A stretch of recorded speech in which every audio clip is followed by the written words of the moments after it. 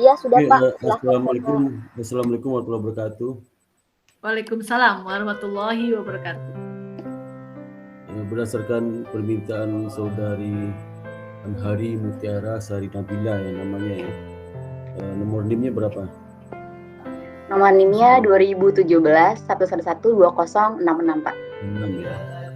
Ya. Pada hari ini IBS mengadakan sidang skripsi atas nama Anhari ini ya. Untuk itu sebelum dimulai kami ingin bertanya apakah Anhari Mutiara Sari Nabila bersedia ikut ujian hari ini. Ada penundaan. Insya Allah saya bersedia untuk dapat mengikuti ujian pada hari ini Pak. Kalau gitu kita dapat lanjutkan ya. Pada ujian sidang skripsi hari ini, IBS telah menyiapkan tim penguji ya. Itu pertama saya sendiri, Sparta. Yang kedua, Ibu Iwidawati, SE, MSI, atau CSCPA, doktor ya, doktor tutup ya, sebagai pembimbing skripsi dan juga sebagai penguji. Kemudian yang ketiga, Ibu Asri Nur Rahmi, SE, MSH, Master Syariah, si penguji ketiga. Dan hari ujian sidang skripsi adalah ujian terakhir ya, selama kamu menempuh pendidikan di IPS selama 4 tahun ini. Setelah seandainya saudara lulus, maka tidak ada lagi ujian yang akan kamu jalani setelah ini. Jadi kalau sudah lulus, saudara status langsung diilumi. Saya siapkan syarat efektif untuk kelulusan ini.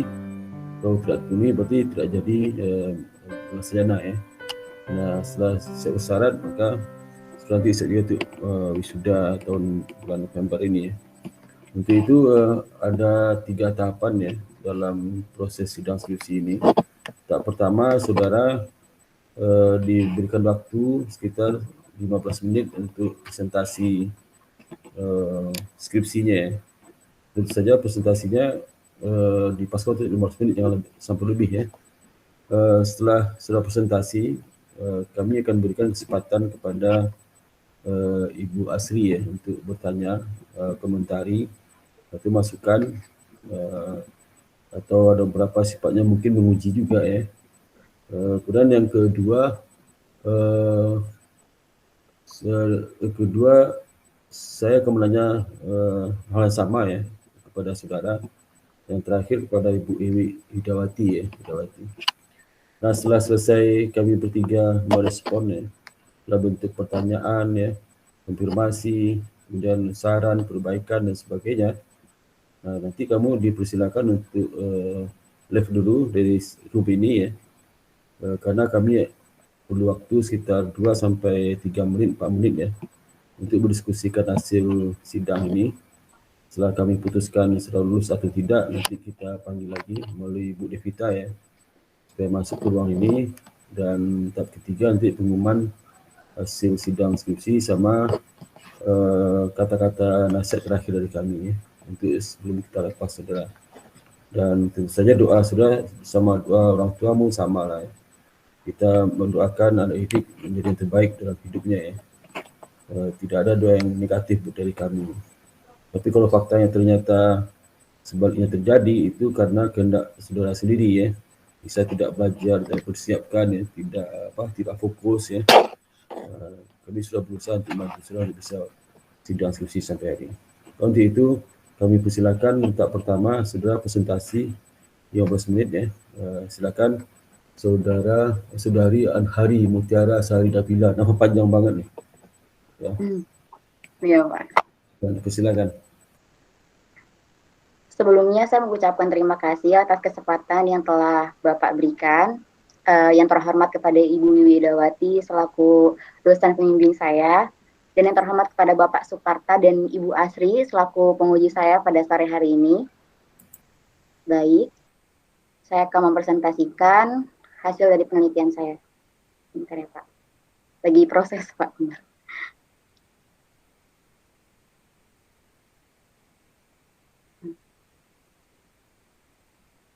Oke.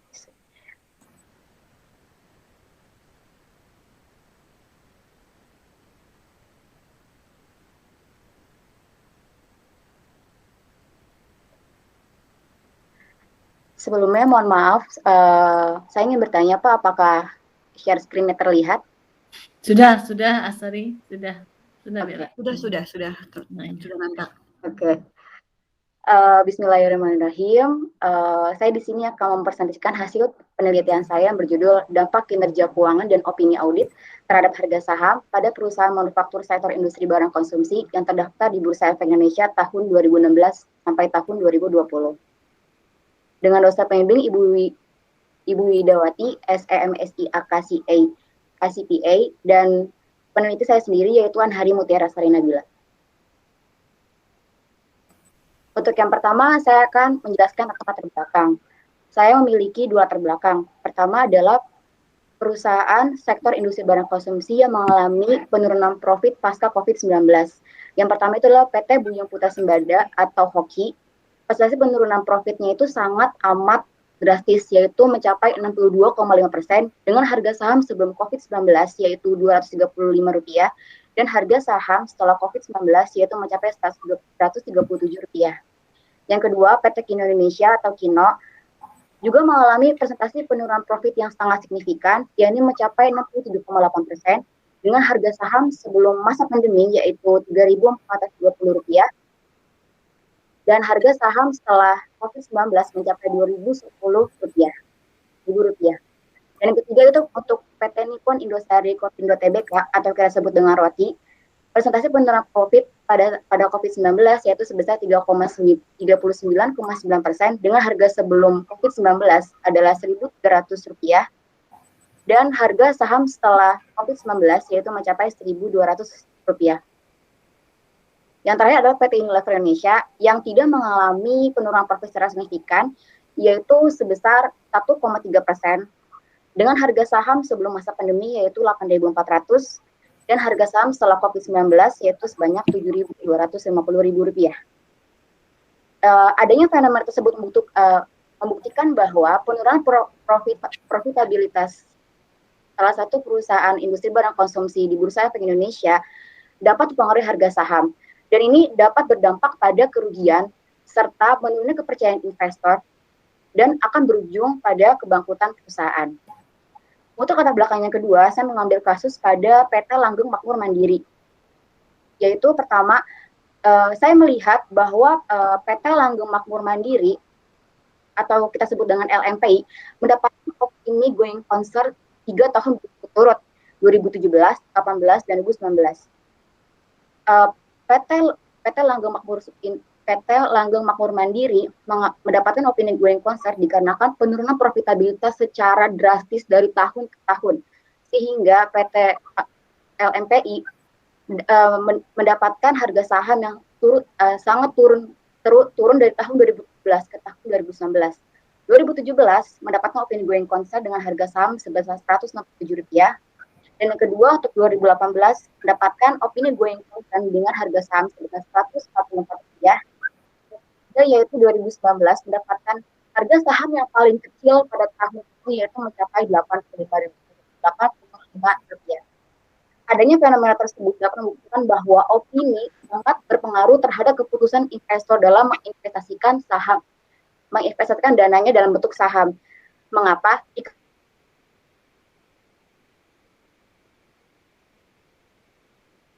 Oleh auditor sehingga investor dapat percaya kepada perusahaan tersebut. Lanjut, untuk bab 2 yaitu ada kajian teori. Di sini saya mengambil 2 grand teori. Pertama ada teori keagenan.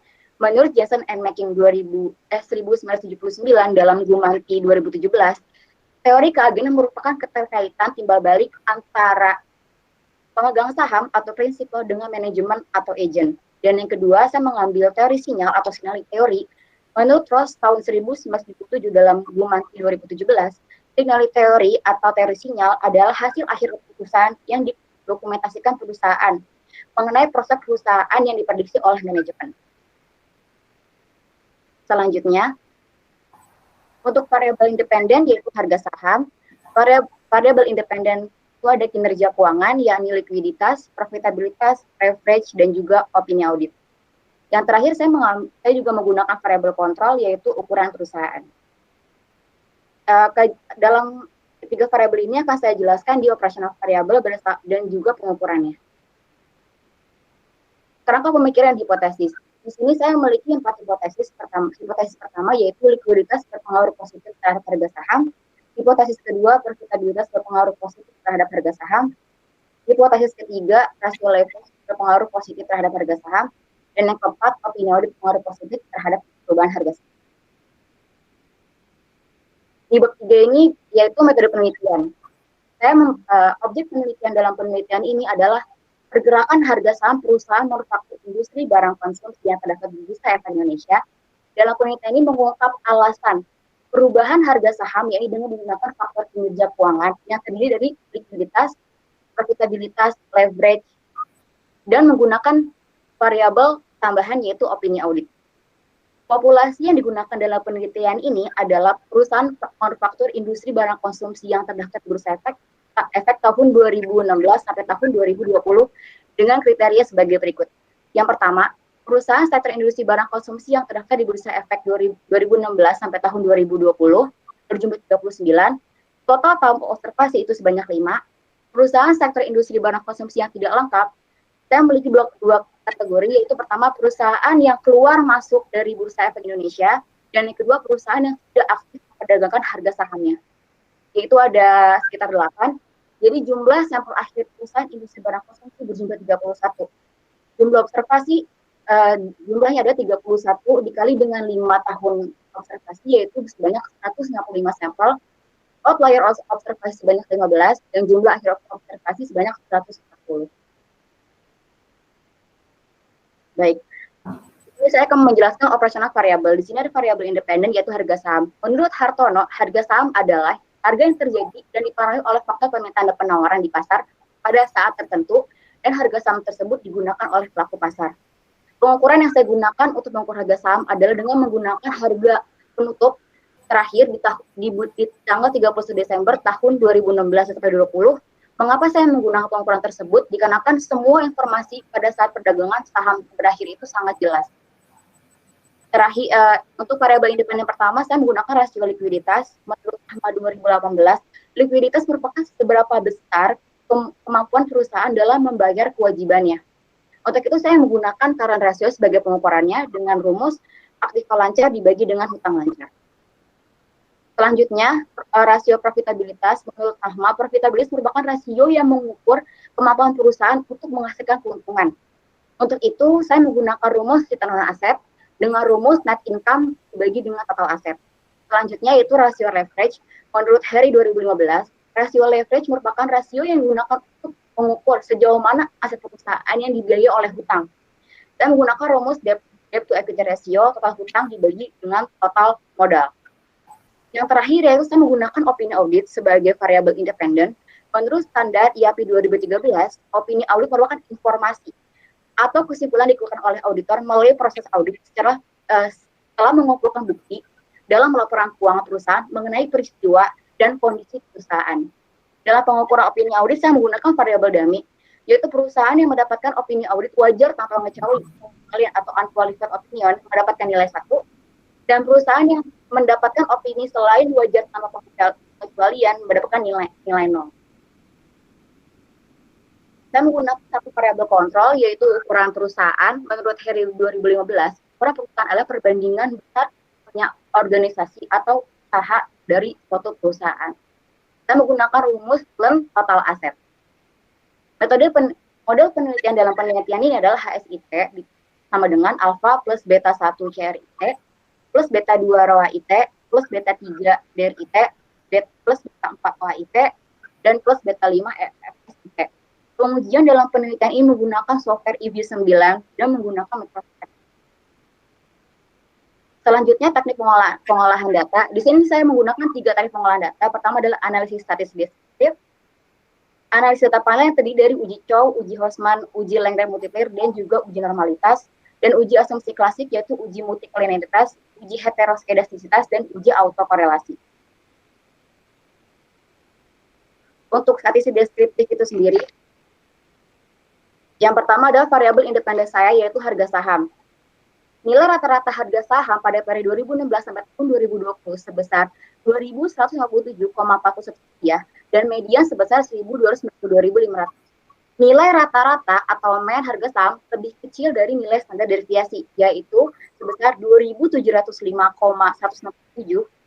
Hal ini menunjukkan perusahaan sampel mempunyai harga saham yang standar dan perusahaan tidak memberikan keuntungan yang maksimal bagi para pemegang saham.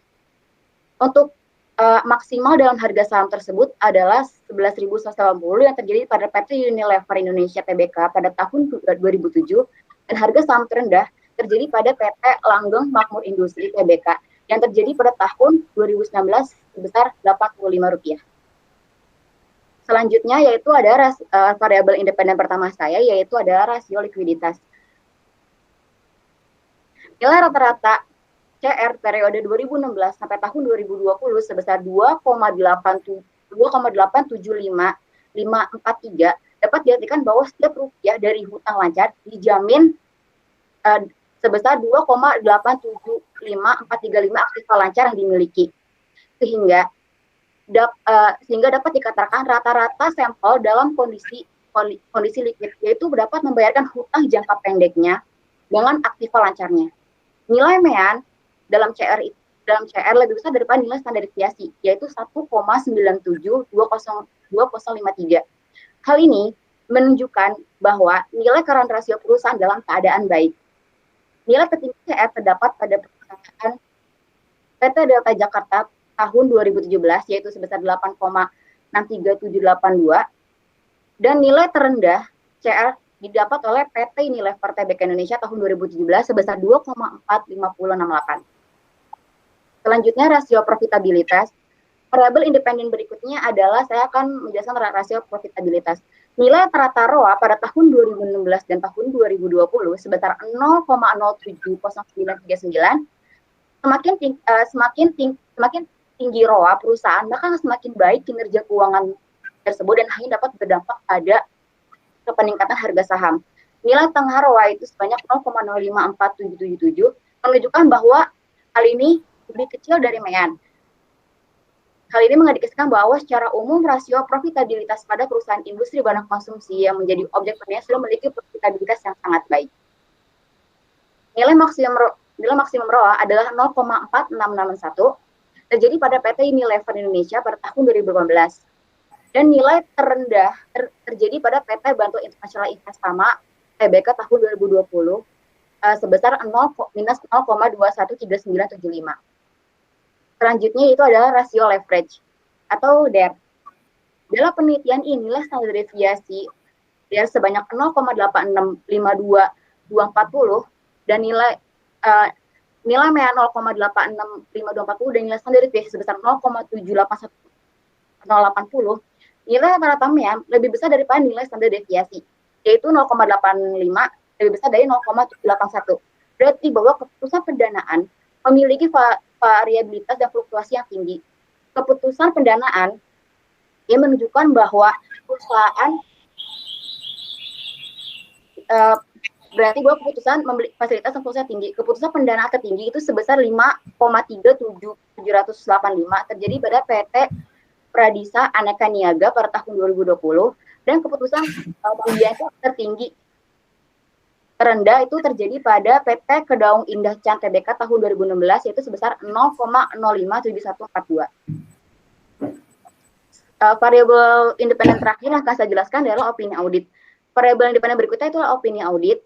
Nilai rata opini audit sebesar 0,97857 dan nilai standar deviasi opini audit adalah 0,145328. Hal ini mengindikasikan bahwa masih banyak perusahaan sektor industri barang konsumsi yang mendapatkan opini audit wajar tanpa pengecualian daripada opini selain wajar tanpa pengecualian. Nilai maksimum sebesar 1 terjadi di hampir di seluruh perusahaan sektor industri barang konsumsi kecuali Langgeng Makmur Industri Tbk yang mendapatkan nilai 0 dikarenakan mendapatkan opini going concern 3 tahun berturut-turut yang disebabkan oleh penurunan profitabilitas yang sangat signifikan secara turun-menurun. Selanjutnya ukuran perusahaan sebagai variabel kontrol. Nilai rata FS atau firm size 2,8772577 dengan nilai tengah sebesar 28,56 0,621 dan nilai standar deviasi yaitu 1,66. Nilai rata-rata yang lebih besar dari standar deviasi mengindikasikan bahwa ukuran perusahaan itu dalam kategori besar dan lebih banyak aset tetap. Jadi kesimpulannya adalah banyak perusahaan industri barang konsumsi yang mempunyai aset yang sangat tinggi. Nilai terbesar yaitu sebesar 32,72 yang terjadi pada PT Indofood Makmur tahun 2019 dan yang paling kecilnya itu adalah PT Kedaung Indahcan 2016 sebesar 25,66354. Selanjutnya uji Chow. Saya akan jelaskan uji Chow ini digunakan untuk mengetahui apakah data analisis data menggunakan random effect atau phase effect.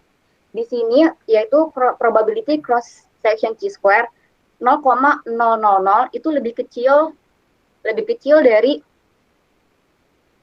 0,05 sehingga data tersebut menggunakan fixed effect. Yang kedua adalah uji Hosman dengan probabilitas sebesar 0,3549. Hal ini mengindikasikan bahwa di atas 0,05 dengan yaitu dengan penjelasan adalah data tersebut menggunakan random effect. Selanjutnya untuk uji Lagrange multiplier itu digunakan untuk mengetahui apakah kita menggunakan common effect atau random effect. Di sini dapat dilihat bahwa probabilitas cross section Rushfagan itu sebesar 0,000 yaitu lebih kecil daripada 0,5, sedangkan data yang digunakan jenis data yang digunakan adalah random effect. Selanjutnya uji normalitas. Probabilitas dapat dilihat dalam tabel bahwa probability sebesar 0,72377 di atas 0,05. Hal ini menjelaskan bahwa data terdistribusi normal. Selanjutnya ada uji multikolinearitas. Percepat Mbak Nabila. Iya Mas. Dipercepat aja. Uji multikolinearitas itu merupakan uji apakah terdapat masalah ukur dalam penelitian. Langsung ke regresi. Oh, langsung ke regresi. Iya, lama. Hasil pengujian hipotesis, terdapat analisa regresi yang dapat saya bacakan. Yang pertama adalah HSIT sama dengan minus 1,95030 plus 0,006697 CRIT plus 1,3887875 ROIT minus 0,026923 DRIT minus 0,064914 OAIT plus 0,170705 FSIT plus error. Di sini saya akan menjelaskan bahwa CR mendapatkan probabilitas sebesar 0,967 di bawah, yaitu di atas dari 0,05, sehingga pengaruh current ratio terhadap harga saham sama sekali tidak berpengaruh dan hipotesis 1 ditolak. Selanjutnya ROA terdapat koefisien sebesar 1,388 menunjukkan arah positif dan probabilitas sebesar 0,00 di bawah dari 0,05 sehingga ROA dapat dikatakan berpengaruh positif terhadap harga saham dan hipotesis kedua diterima. Yang ketiga yaitu variable leverage atau DER, koefisien dengan arah negatif yaitu minus 0,026923 dan probabilitas sebanyak 0,3617. Hal ini dapat diartikan bahwa dia tidak berpengaruh terhadap harga saham. Selanjutnya, OA atau opini audit. Koefisien menunjukkan arah negatif dengan minus 0,06499914 dan probabilitas 0,5797. Hal ini mengindikasikan bahwa opini audit tidak berpengaruh terhadap harga saham sehingga hipotesis 4 ditolak. Selanjutnya saya akan menjelaskan tentang uji koefisien determinasi. Nilai adjusted X-square itu sebanyak 0,23743 atau sebanyak 23,74%. Harga saham dipengaruhi oleh CR, ROA, DER, dan OA. Selebihnya yaitu sekitar 77% dipengaruhi oleh faktor lain. Oke, di sini saya akan menjelaskan pembahasan mengenai hipotesis. Hipotesis pertama, likuiditas berpengaruh positif terhadap harga saham, hipotesisnya ditolak. Mengapa ditolak? Tinggi nilai likuiditas dalam penelitian ini menggambarkan adanya dana perusahaan yang tidak dikelola dengan baik dikarenakan penggunaan dana keuangan perusahaan yang kurang efisien. Dengan kata lain, kemampuan perusahaan dalam mengelola dana yang dimiliki masih belum maksimal. yang artinya variabel tersebut tidak mampu digunakan untuk memprediksi harga saham di masa mendatang. Yang kedua, probabilitas berpengaruh positif terhadap harga saham dengan hipotesis diterima. Profitabilitas dapat digunakan oleh pemangku kepentingan untuk dapat menginvestasikan dananya. Mengapa? Dikarenakan profitabilitas merupakan cerminan keuntungan yang dapat diperoleh perusahaan, sehingga perusahaan dapat memberikan return yang sangat maksimal bagi perusahaan tersebut. Dan hal ini akan mempengaruhi harga saham. Dan ketiga adalah rasio leverage pengaruh positif terhadap harga saham, hipotesis ditolak. Tinggi atau rendahnya hutang belum tentu mempengaruhi minat investor untuk menanamkan sahamnya. Dikarenakan investor melihat dari seberapa besar perusahaan mampu memanfaatkan hutangnya untuk biaya operasional perusahaan tersebut. Jika perusahaan berhasil memanfaatkan hutang untuk biaya operasional, maka akan memberikan sinyal positif bagi investor. Dan sebaliknya, jika perusahaan tidak menggunakan hutang dengan cara yang efisien dan tidak digunakan untuk kebutuhan operasional, maka itu akan menjadikan sinyal negatif dan akan menurunkan harga saham itu sendiri. Dan yang keempat yaitu opini audit berpengaruh positif terhadap harga saham, hipotesis ditolak. Hal ini dikarenakan investor yang ingin melakukan investasi tidak memperhatikan setiap faktor non-keuangan seperti opini-opini dari auditor. Keadaan tersebut menunjukkan bahwa opini audit tidak memiliki kandungan informasi karena tidak memberikan pengaruh terhadap harga saham. Implikasi manajer dalam penelitian adalah berdasarkan hasil penelitian menunjukkan bahwa pengaruh profitabilitas terhadap harga saham. Untuk manajemen diharapkan meningkatkan kinerja perusahaan yaitu dengan meningkatkan profitabilitas dan keuntungan. Kelebihan yang kurang perusahaan tata kemampuan perusahaan dalam mencari keuntungan khususnya dalam mendapatkan pendapatan bersih atas penjualan, hasil atau return, dan jumlah aktiva yang digunakan di perusahaan untuk dapat menghasilkan keuntungan yang maksimal. Dan juga efisiensi perusahaan dalam menggunakan modal sendiri dapat menambah kepercayaan investor guna meningkatkan harga saham.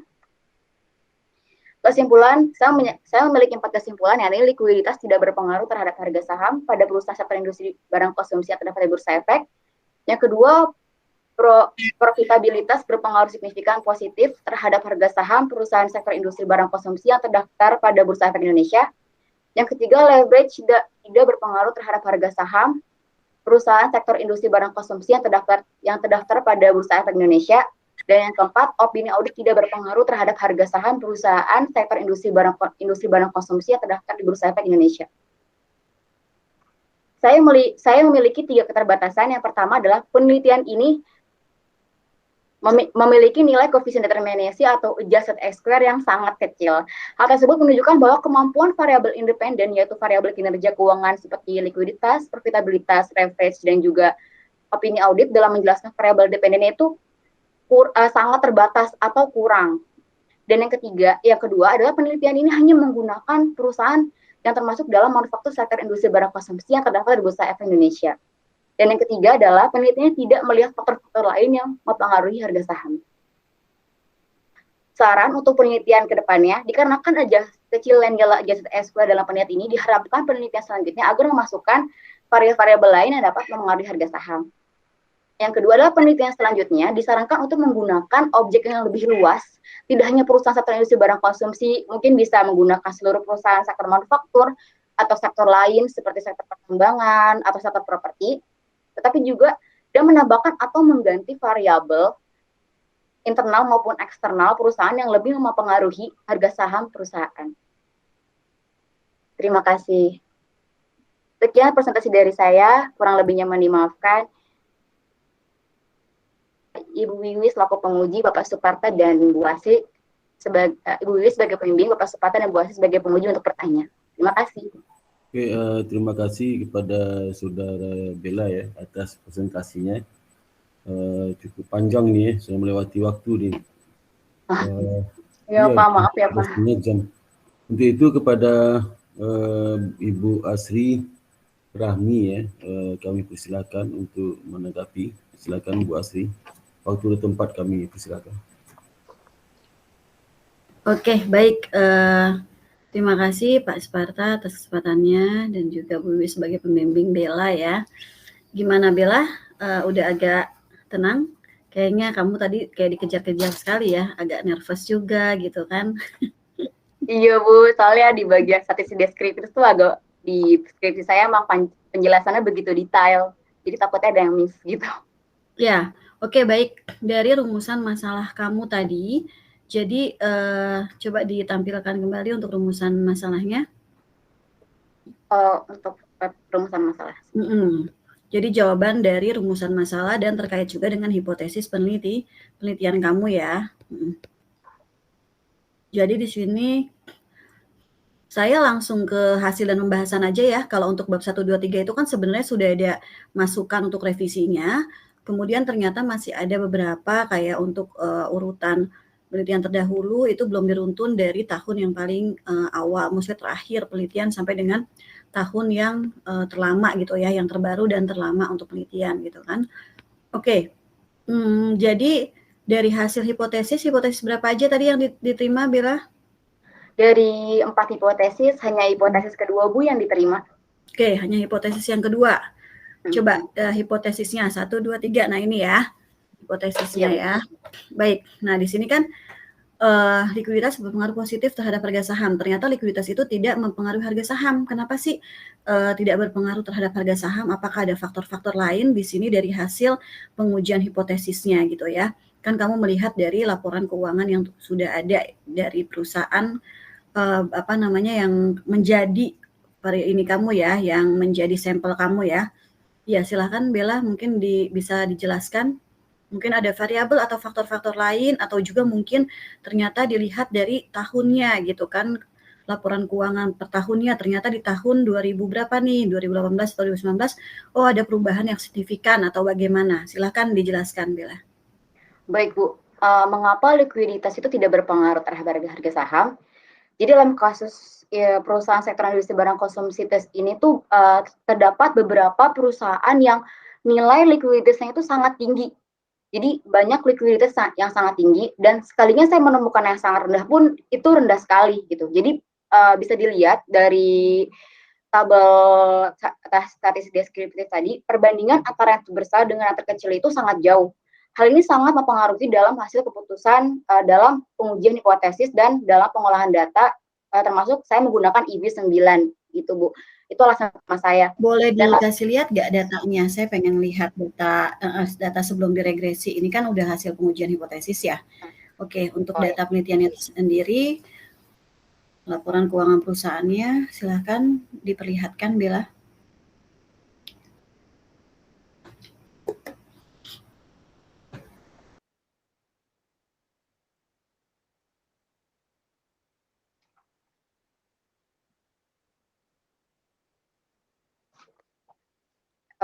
Ini Bu, saya mengambil contoh yaitu pada perusahaan PT Delta Jakarta itu mendapatkan likuiditas.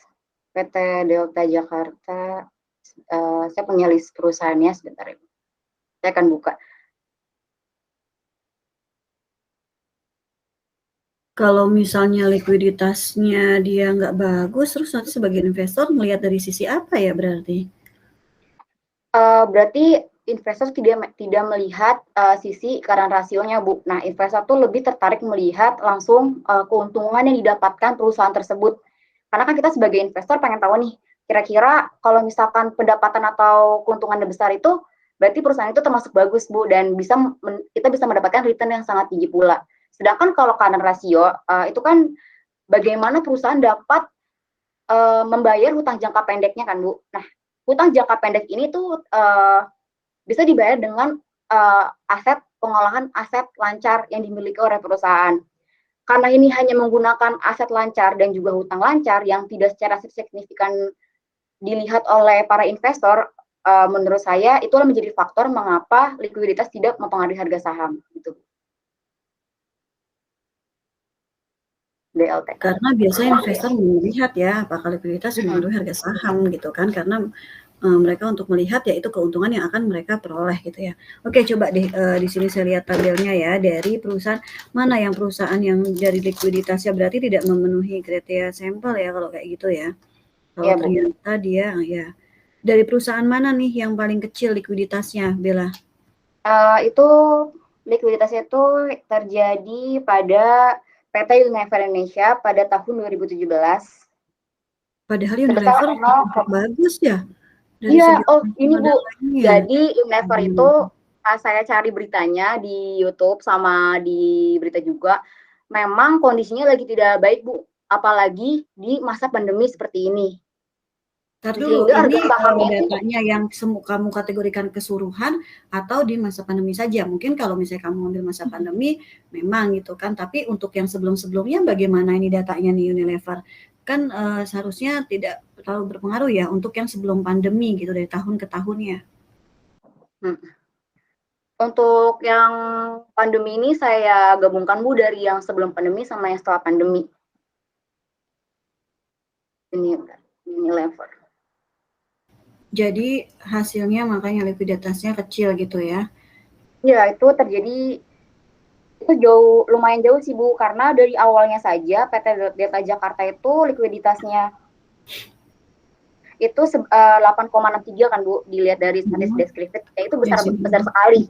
Tapi ketika kita melihat yang terkecil pun itu kecil sekali, yaitu 0,59. Ini mungkin salah satu faktor mengapa likuiditas tidak berpengaruh, dikarenakan adanya gap atau jarak yang jauh yang terbesar dengan yang terkecil itu Bu. Terus kalau dilihat di sini, kalau memang likuiditas tidak berpengaruh dengan harga saham, apa nih? Kan di sini kelihatan nih. Jadi apa yang lebih berpengaruh, faktor variabel mana nih yang lebih mempengaruhi?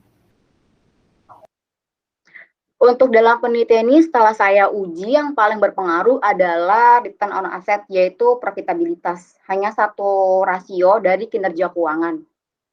Sedangkan faktor opini audit tidak berpengaruh terhadap. Iya, kalau opini audit memang dia tidak terlalu berpengaruh ya. Kalau untuk ROA memang biasanya memiliki pengaruh gitu kan. Justru dipertanyakan kalau misalnya tidak ada yang berpengaruh, likuiditas maupun ROA tidak ada pengaruh, itu gimana itu gitu kan. Dilihat dari mana sisi investornya gitu kan, untuk menanamkan atau percaya untuk membeli saham perusahaan tersebut gitu kan. Oke, baik, itu untuk hipotesis pertama, makanya ditolak ya. Kemudian selanjutnya hipotesis oke. Jadi ini juga jawaban dari rumusan masalah yang kamu punya ya, gitu kan. Oke, kemudian yang kedua, kalau kedua diterima ya karena memang profitabilitas ya tadi udah kamu jelaskan. Nah, sekarang di sini untuk leverage sendiri berpengaruh positif terhadap harga saham. Ternyata leverage tidak berpengaruh positif ya. Kenapa? Leverage kok tidak berpengaruh positif? Dari sisi apanya nih? Mengapa leverage tidak berpengaruh positif terhadap harga saham? Jadi sebenarnya ini tuh dikarenakan oleh beberapa sektor industri barang konsumsi ini yang sebenarnya tidak terlalu jauh gap. Kamu lihat leverage-nya dari mana? Coba silakan. Leverage itu apa sih?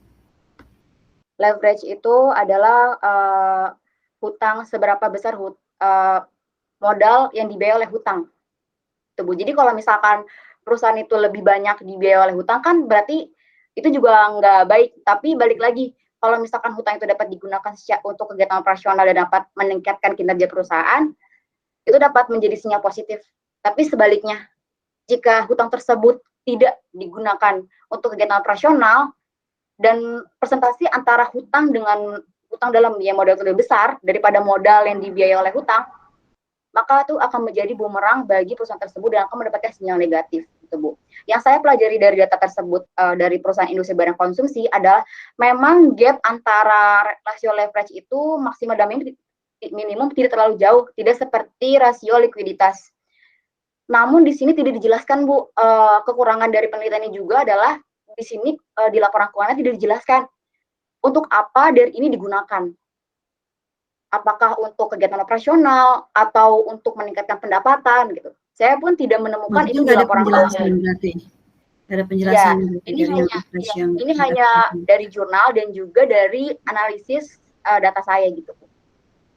Oke, berarti karena memang angka dari data yang kamu miliki ya, seperti itu ya. Nah, ini udah juga tadi opini audit berpengaruh positif terhadap perubahan harga saham, ternyata memang tidak memiliki pengaruh ya kalau untuk di perusahaan ini ya, sektor yang kamu teliti ya. Oke, baik. Next, coba selanjutnya.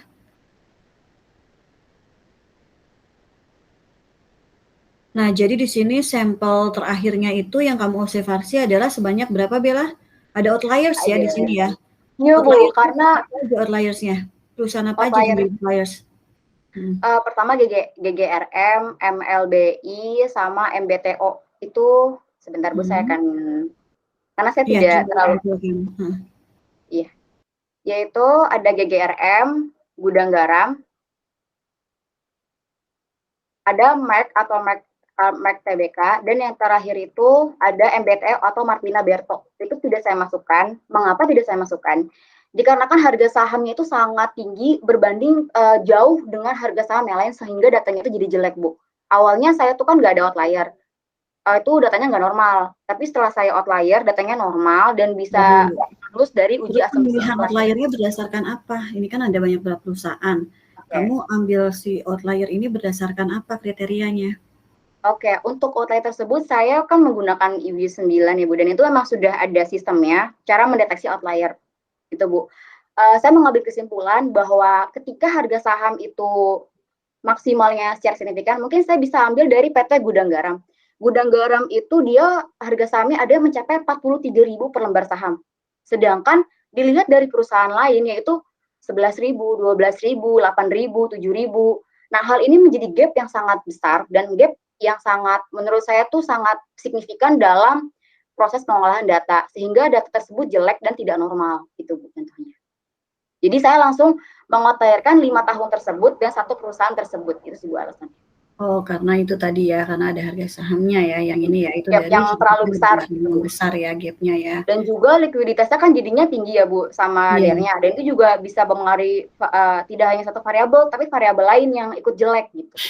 Iya, tapi tetap apa yang berpengaruh atau yang hipotesis diterima ataupun signifikan tetap hanya satu ya dari hipotesis maupun rumusan masalah yang kamu punya gitu kan, walaupun sudah menggunakan outlier. Apalagi kalau sudah menggunakan outlier mungkin semuanya ditolak ya, nggak ada yang terima ya. Iya Bu, awalnya gitu. Nah, itu dia. Ada yang diterima. Mungkin iya dari situ sih saya lihatnya gitu kan, berarti kan ada variabel lain nih sebenarnya yang lebih mempengaruhi selain leverage, harga apa namanya tadi profitabilitas dan juga variabel yang lainnya ya. Oke, baik. Kemudian dari ya opini audit juga tidak berpengaruh di sini untuk sektor ini gitu ya. Untuk yang data yang lainnya. Terus kemudian untuk hasil dari uji lainnya, autokorelasi, hipotesis. Oke, sebentar. Untuk yang determinasi, coba untuk hasil koefisien determinasi. Baik Bu. Untuk hasil koefisien determinasi itu kita bisa dari J1 sebanyak 0,23743 atau sebesar 23%. Nah, dan 77%-nya itu berdasarkan faktor lain. Nah, keterbatasan juga dalam penelitian ini adalah tidak menggunakan faktor lain mungkin yang hasilnya lebih besar. Di sini kan saya menggunakan mengapa kecil. Di sini saya menggunakan rasio, dan rasio ini kan karena likuiditas kan hanya 8%, 9%, 7%, dan profitabilitas juga hanya 10%, 4%.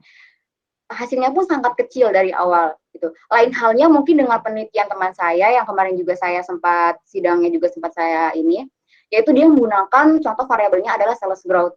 Mengapa dia adjusted S-curve besar? Karena sales growth itu juga hasil akhirnya itu sangat besar Bu. Itu juga yang mempengaruhi. Oke, baik. Jadi novelty dari penelitian kamu ini apa novelty-nya? Mohon maaf Bu, sebelumnya apa yang dimaksud dengan novelty saya belum paham. Itu Mungkin Ibu bisa menjelaskan. Ya, harus tahu tuh. Karena setiap penelitian itu harus ada novelty-nya, walaupun itu ada replikasi. Novelty itu ada kebaruan dari penelitian kamu yang kamu lakukan. Jadi menunjukkan apa perbedaan penelitian kamu, keutamaan dan juga kelebihan penelitian kamu dibandingkan dengan penelitian yang udah pernah dilakukan. Mungkin ada yang variabelnya sama, hanya saja tahun berbeda. Tetapi ini kan kamu di sini mengacu kepada penelitian yang pernah dilakukan sebelumnya. Nah, novelty atau kebaruan kamu apa nih? Manfaat ataupun masukan bagi perusahaan sektor yang kamu ambil datanya, sampelnya yang kamu gunakan jadi sampel penelitian kamu ini, apa nih ya, apa namanya yang bisa kamu berikan gitu ya. Makanya satu novelty, yang kedua adalah apa kontribusi kamu, kontribusi penelitian kamu untuk membantu memberikan masukan perusahaan sektor yang kamu pilih ini dalam penelitian kamu gitu ya. Oke, silakan Bella. Oke, sebelumnya saya akan menjelaskan apa maksud dari penelitian saya. Jadi penelitian saya ini merupakan penelitian gabungan, yaitu dengan menggabungkan variabel kinerja keuangan dan opini audit serta harga saham sebagai variabel dependen. Itu yang pertama. Dan yang kedua, penelitian ini menggunakan kalau saya lihat dari jurnal-jurnal terdahulu, kebanyakan perusahaan yang dipakai adalah perusahaan keseluruhan sektor manufaktur atau mungkin industri barang kimia gitu. Dan sangat sedikit sekali perusahaan objek yang menggunakan yaitu industri barang konsumsi. Nah, untuk itu saya menggunakan industri barang konsumsi. Mengapa? Karena industri barang konsumsi tersebut merupakan itu sangat dekat dengan kehidupan kita, bahkan sering kita pakai dan memiliki prospek yang sangat baik untuk masa yang mendatang. Itu yang kedua. Dan yang ketiga, tahun yang saya gunakan merupakan tahun yang sangat terbaru dan penelitian saya yakin dapat dijadikan acuan bagi mahasiswa IBS atau mahasiswa di luar dari IBS untuk dapat mengembangkan penelitian ini ke arah yang lebih besar. Itu yang ketiga, tiga alasan Bu mengapa perbedaan penelitian saya dengan penelitian yang lain. Dan yang kedua adalah implikasi manajerial, apa dampak penelitian saya dan apa mungkin lebih ke ini kali ya Bu ya, dampak dan juga manfaat dari penelitian saya. Oke, manfaat penelitian saya adalah perusahaan itu dapat mengetahui faktor apa saja yang dapat digunakan dalam pengaruh harga saham. Contohnya, jika perusahaan A melihat penelitian saya bahwa CR tidak berpengaruh terhadap harga saham, atau dia tidak berpengaruh terhadap harga saham, atau opini audit tidak berpengaruh terhadap harga saham, dan hanya ROA yang berpengaruh terhadap harga saham, mungkin perusahaan akan terpacu untuk memberikan keuntungan yang atau mendapatkan pendapatan yang lebih besar dari tahun ke tahun, sehingga dapat menarik banyak investor agar dapat berinvestasi di perusahaan tersebut, dan ini akan meningkatkan harga saham perusahaan tersebut.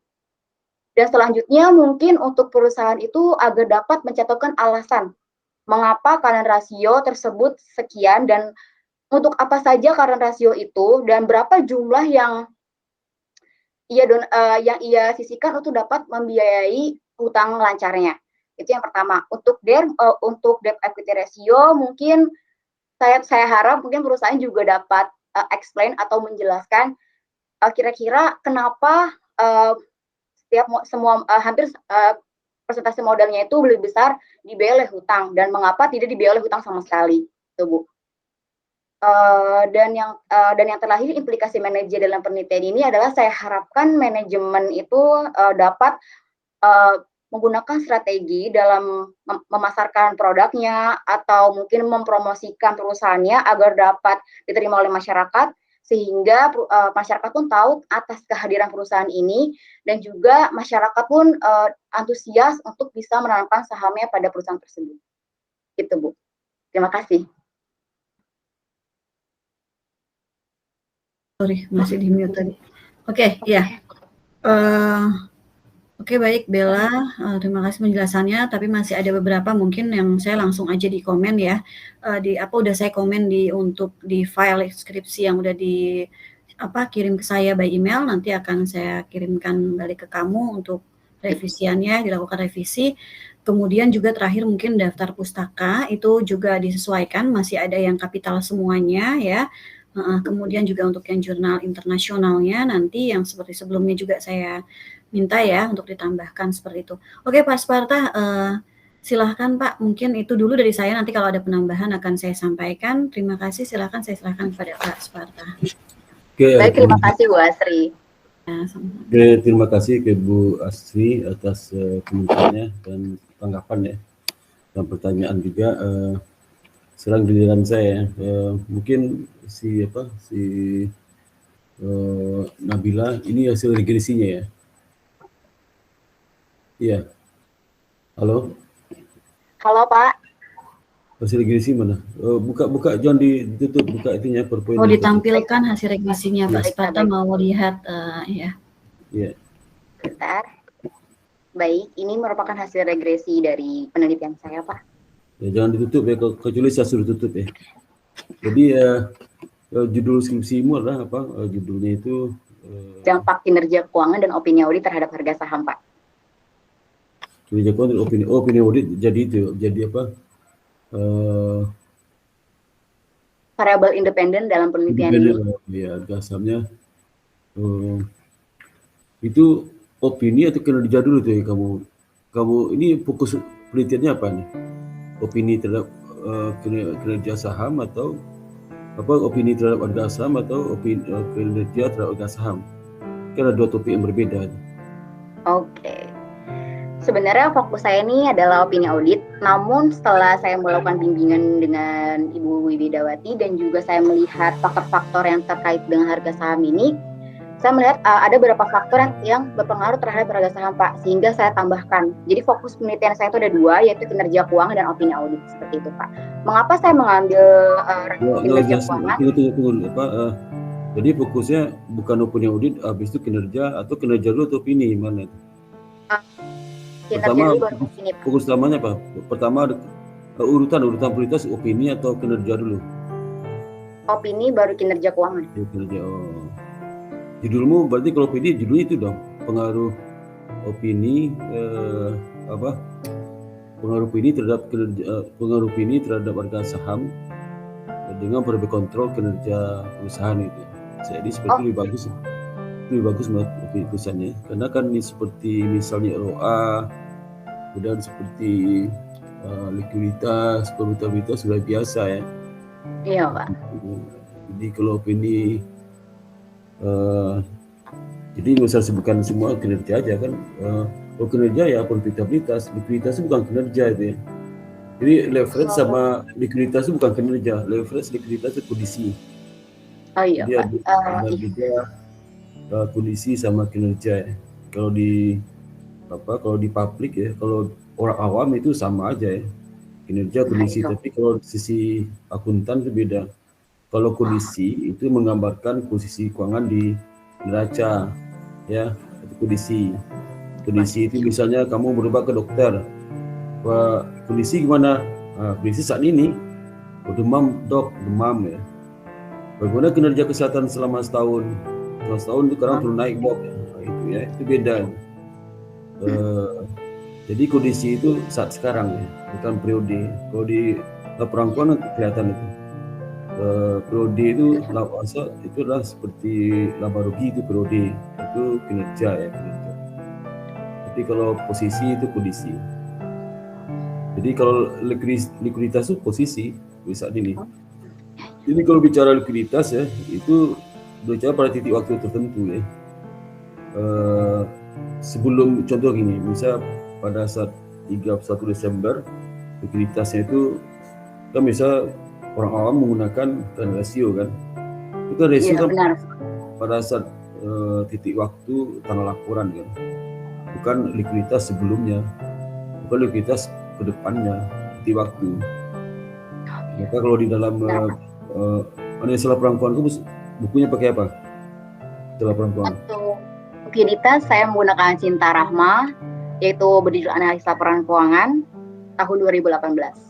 Untuk kinerja keuangan, dengar dulu kamu. Iya. Oh baik, Pak, baik. Kalau belajar lu mata kuliah analisa laporan keuangan itu pakai buku apa? Bukan skripsimu saya tanya. Oh, pakai buku Subramanyam, Pak.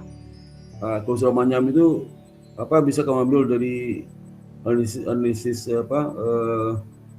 kredit terkait dengan analisis terkait dengan likuiditas. Apa kamu bisa pahami di situ di buku itu? Coba jelaskan. Likuiditas merupakan presentasi pembayaran hutang jangka pendek yang di cover dengan aset tetap. Jadi jika likuiditasnya itu lancar atau semakin liquid, maka perusahaan itu juga akan semakin bagus, dalam artian bahwa perusahaan itu dapat melunasi hutang jangka pendeknya dalam waktu yang singkat. Likuiditas ya? Ya. Likuiditas kemampuan membayar kewajiban juga panjang ya. Di samping itu apalagi likuiditas? Bisa kamu pahami? Saya hanya memahami itu saja sih Pak. One of point about the book, maksudnya poin dari buku itu seperti itu, gitu Pak. Gitu sih Pak. Bukan itu, buku itu bukan itu. Itu bagian dari pengertian likuiditas sangat sempit itu. Ya, Dan Pak. itu saja. Ya. Di situ kan ada beberapa ukuran likuiditas. Apa aja ukuran likuiditas dipakai di buku itu? Ukuran bahasa perusahaan itu liquid itu tidak. Apa aja ukuran? Indikatornya apa aja? Indikatornya. Saya baca ada 5, tapi saya lupa Pak. Mungkin saya bisa buka bukunya dulu ya. Bukan. Saya nggak penting bagi saya. Itu kalimatmu sendiri aja. Kira seperti apa? Dalam penelitian ini saya menggunakan pengukuran current ratio, Pak. Saya nggak nanya penelitian kamu. Iya, Pak. Nanya buku memahami likuiditas itu. Ya. Okay. Likuiditas bukan kinerja itu, bukan kinerja.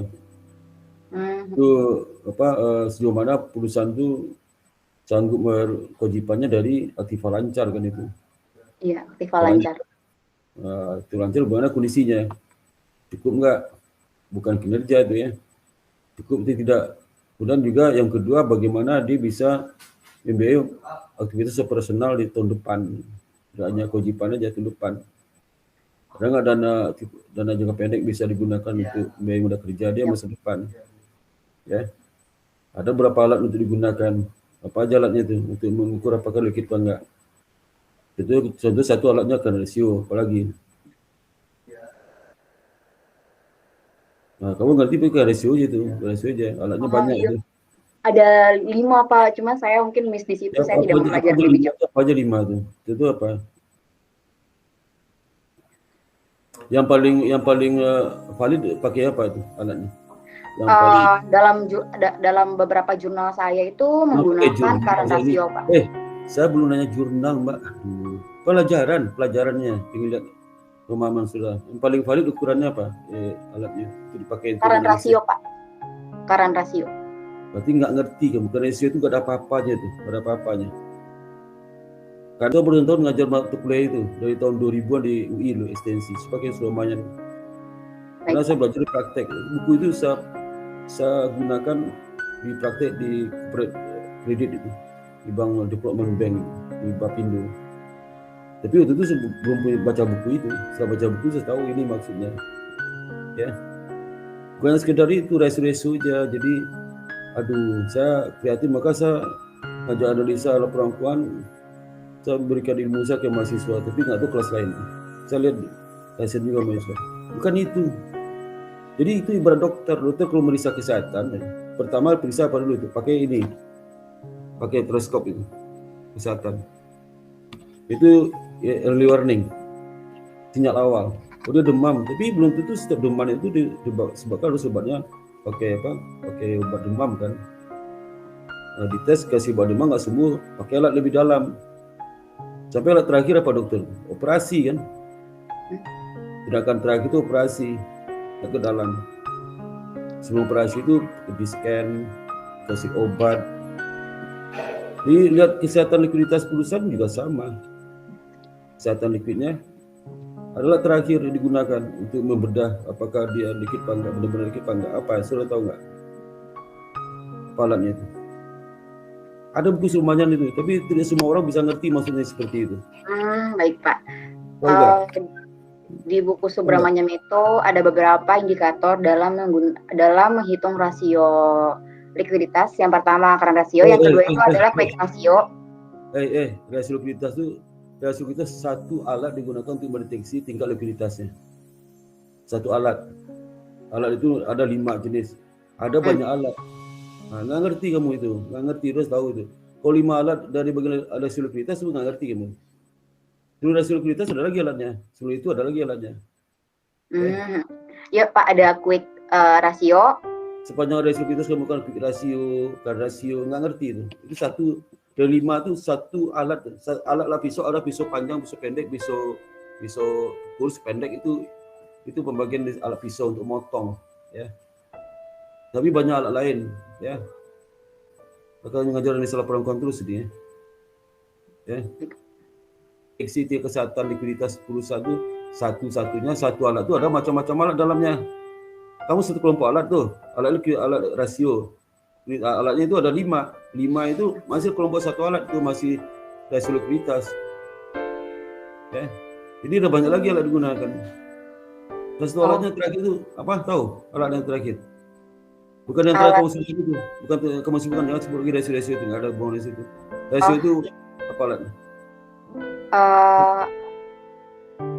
Ada kas. Kas itu bukan alat. Kas itu bukan alat, Mbak. Alat itu maksudnya indikator pengukuran bukan, Pak? Alat itu untuk mendeteksi apakah liquid apa enggak tulisan itu. Ada alatnya. Toolnya ada. Apa itu? Toolsnya itu adalah alatnya itu karena nggak diajarkan gitu. Iya, Pak. Kebetulan saya tidak diajar. Belajar nggak ada yang kebetulan nggak ada, saya bilang nggak diajarkan kan? Iya, Pak. Karena penting itu. Baik, Pak. Karena saya bisa memahami karena saya 8 tahun kerja di corporate credit itu, tahu saya. Ya. Itu. Ini bukan kinerja itu. Kondisi kesehatan. Itu likuiditas, solvabilitas, maka kesehatan bank kan likuiditas lihat. Ya, sedangkan ROA itu adalah untuk apa? Untuk menjaga kesehatan tetap stabil. Kira ROA itu ibaratnya darah baru kan, itu darah baru. Darah baru itu dari baru gila hasil operasi, itu darah baru. Cara mengendap itu ya seperti saldo itu saldo mengendap diputarkan di darah baru, ya. Ya, itu putaran itu ada di laba rugi itu ya, laba rugi, cash flow yang prodi itu ya. Itu ya. Itu jadi kalau kamu fokusnya opini ya, fokus opini. Baik, Pak. Judul itu dampak opini terhadap harga saham ya. Jadi dampaknya harga saham dengan perlu pakai ini dengan kondisi dan kinerja keuangan sebagai variabel kontrol gitu ya, kontrol ya. Nah, itu supaya ada terbaruan nih. Jadi katanya Bu Isti kan nanya keterbaruan deh. Terbaru itu sebenarnya nggak ada yang baru sebenarnya. Opini audit terhadap harga saham udah biasa. Tapi paling tidak kamu fokus, jangan dicampur tuh opini sama kinerja tuh. Bilang aja opini audit terhadap harga saham dengan variabel kontrolnya ini, tinggal rubah judul aja kok isi itu juga ya. Tinggal subjudul ditambah. Jadi tadinya kamu bahas variabel kontrol itu independent variabel juga, cuma klasternya. Misalnya perempuan itu manusia juga, laki-laki itu manusia juga. Tapi jenis manusianya apa? Ada laki-laki dan perempuan. Variabel kontrol itu independent variabel juga. Ya. Cuma jenis variabelnya posisinya sebagai pengontrol variabel itu posisinya. Ibarat kalau pemain bola itu dia pemain cadangan, ngerti nggak itu? Pemain utamanya bukan pemain cadangan itu kontrol aja itu. Kalau ada yang sakit dia masuk ke dalam. Itu menstabilkan kondisi ya. Jadi itu posisi pada kontrol, tapi dia sesama manusia kan itu. Iya, Pak. Sama pemain juga, pemain utama. Sama pemain. Nah, jadi jangan dibilang misalnya variabel independennya Pak. Ini berkontrol itu bukan independen, ya berkontrol itu independen variabel juga. Coba jenis independennya adalah dia bukan pemain utama. Pemain utama saya mau opini. Nah, opini pemain utama. Pemain utama taruh di depan, ya. Biar fokus itunya penelitiannya. Di depan. Jadi opini audit itu berarti disebutkan paling pertama ya Pak? Iya, fokus utama aku ke opini, ya. Itu variabel kontrol itu independen juga bukan pemain variabel utama gitu ya. Itu sebenarnya. Oke, baik ya. Pak, akan saya perbaharui. Jangan lagi ada pertanyaan mahasiswa Pak, variabel kontrol itu independen itu bukan. Sama pertanyaan konyol itu kemajukan Pak, perempuan itu manusia itu bukan. Iya. Benar-benar. Ngerti nggak itu? Pertanyaan konyol itu. Kalau orang sudah mengerti tentang variabel itu, dia ketawa aja. Pertanyaan yang aneh gitu ya. Orang sama seperti ini ya, apa? Kalau di akuntansi itu Pak bisa sudah kasih soal ya. Kasih soal akun-akun itu dia bikin itu dong, neraca saldo, tulis nama akun beserta saldonya. Tapi selalu nggak sebutkan debit kreditnya. Ya, itu pertanyaan saudara, Pak, saya nggak bisa nyusun neraca saldo karena saldo yang Pak sajikan itu nggak jelas debit kreditnya. Menurut kamu gimana tuh? Pertanyaan saya seperti itu, gimana menurut kamu? Benar nggak saya bertanya itu? Saya disuruh bikin nota saldo nih. Benar oleh pembuat soal dikasihlah cash sekian saldonya, ditang sekian saldo, tapi nggak kasih tahu saldo debit kreditnya. Itu saya bertanya, Pak, saya nggak bisa nyusun raja saldo karena soal Bapak itu nggak lengkap apa. Saldo itu nggak disebutkan debit kreditnya. Menurut kamu gimana pertanyaan itu? Itu nggak relevan sih, Pak. Nggak relevan maksudnya apa tuh? Maksudnya seharusnya ada informasi yang seharusnya saldo tersebut tuh emang udah ada informasi debit kreditnya. Oh, perlu berarti benar pertanyaan juga kan, benar kan? Benar. Nah, Relevan. jadi bukan akuntan tuh. Udah kalau di kampus lu nggak lulus kamu nih, lu sidang-sidang, tapi kan bukan sidang skripsi, bukan sidang kompre, jadi nggak saya itu. Kalau sidang kompre nggak lulus kamu nih, ya, lu pantas. Nggak ngerti kamu ini, ya. Siapa bilang nggak bisa nyusun saldo? Bisa. Bisa, Pak. Jangan kamu nyela-nyela juga Kamu tadi bilang, tapi jangan bilang enggak kan? Jangan nyela juga lah ya. Jadi kalau salah itu diam aja, dengerin aja dulu, jangan nyela dulu ya. Jadi itu ya. Jadi kamu bilang nggak bisa ya sama konyolnya. Ya. Berarti kamu orang nggak ngerti akuntansi. Kenapa sih bilang gitu? Tahu kenapa sih bilang kamu ngerti akuntansi? Kenapa? Iya, Pak. Kenapa? Saya bilang kamu tuh nggak ngerti akuntansi, alasan kenapa? Karena mungkin saya tidak bisa menjawab pertanyaan Bapak yang tadi dan salah. Ya kamu tuh nggak lulus pengantar akuntansi itu jawabannya. Nggak lulus pengantar akuntansi. Pasti lulus ya. Jangan pengantar akuntansi, intermediate seorang lagi itu. Kalau mahasiswa saya intermediate seorang lagi itu.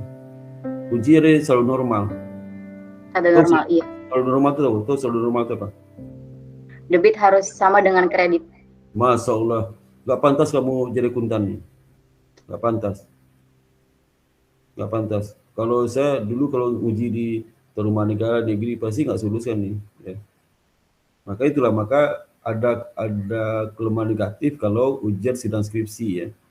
Karena sidang skripsinya apalagi mahasiswa akuntansi sidang skripsi nggak terkait dengan akuntansi sehingga terabaikan untuk mengecek apakah dia menguasai akuntansi apa enggak. Nah, sejak sidang skripsi itu mahasiswa itu begitu dia selesai sidang sarjana ya, dia kan menghadapi persaingan di praktek tuh. Maka begitu diwawancari langsung melongo aja tuh. Karena pertanyaan-pertanyaan itu nggak pernah ditemukan di kampus. Kenapa? Sidang kamu bukan sidang komprehensif, tapi sidang skripsi. Ngerti nggak?